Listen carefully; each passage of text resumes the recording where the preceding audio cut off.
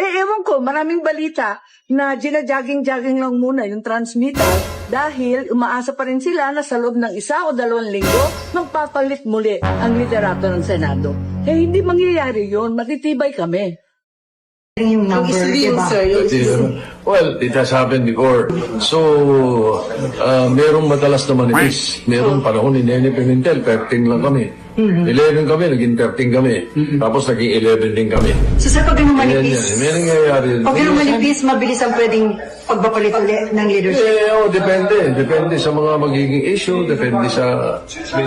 Active threat ngayon sa leadership nyo, considering the fact na medyo magulo dahil hindi ko We will assume that, di ba? Sabi nga nila, manipis ang majority namin. Ang sagot ko lang doon, mas mabuting manipis kaso sa makapal.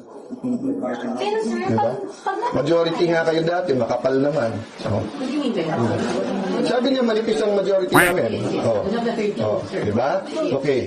So, at the very least, yung pinaka-respeto natin sa kapwa senador, makapasok ka, you can use the facilities of the Senate, hindi ka sinusundan ng CCTV, hindi ka threaten, hindi nag-iimbento ng mga accusations sa kapwa, di ba? Hindi tinatakot yung kasama mo sa majority. That's why I said nga, statesman-like sana, nagpalit, let's move on. Pero sa ginagawa nila ngayon, parang pinipilit nilang magsalita kami kung bakit tumagal ang palitan ng leadership. So, kung papalitan nila kami, all they have to do is go upstairs. Nung natalo ako kay Senator Pimentel ng 2016, nag-dinner pa kami kasama si PRRD with Senator Soto, Senator Lacson. I think Senator Pimentel was there. Nagkamayan pa kami sa Malacanang bago. And then I didn't go to the SONA. I didn't go here. Sa SONA na ako pumunta.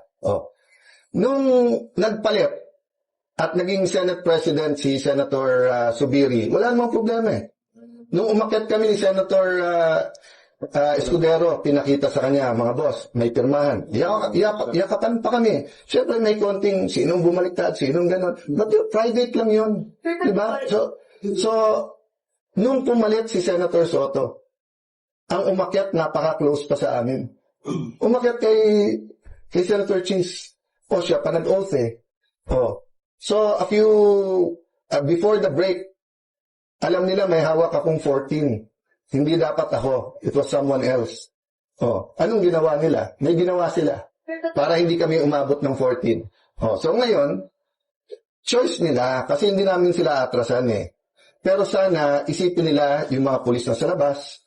Sana isipin nila yung oras nyo sa news. Would you rather be reporting on inflation, on tourism, on gas prices, diba, on education, on the super El Nino? Or would you rather keep talking about Bato? Diba? Wala naman sino si Bato eh. Hindi naman box office yung kay Bato. So may legal issue. So let the court decide. Can't we move on from that?